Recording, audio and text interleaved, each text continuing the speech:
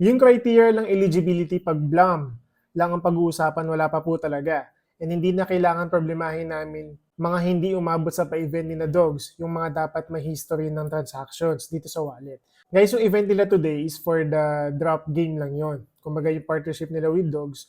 So yung snapshot, I think para din yata doon. Kasi nga up to now, nag-aantay ako ng announcement. Ang oras ngayon is 6:42 p.m. So real time to guys.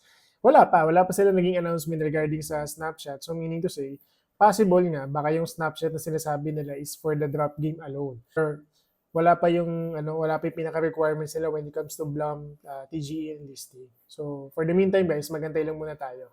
Guys, nagloloko si TikTok. So, ito, yung mga nasa likod ko, ito yung mga example wallets na pwede nyo i-connect kay BLAM.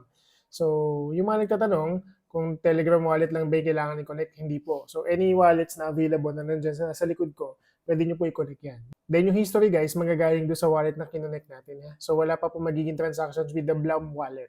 Okay? So for the meantime guys, hindi natin kailangan mag-worry kasi nga, ulitin ko ha, so yung criteria na nilabas nila, hindi pa po yun for the BLAM TGE. So yun lang.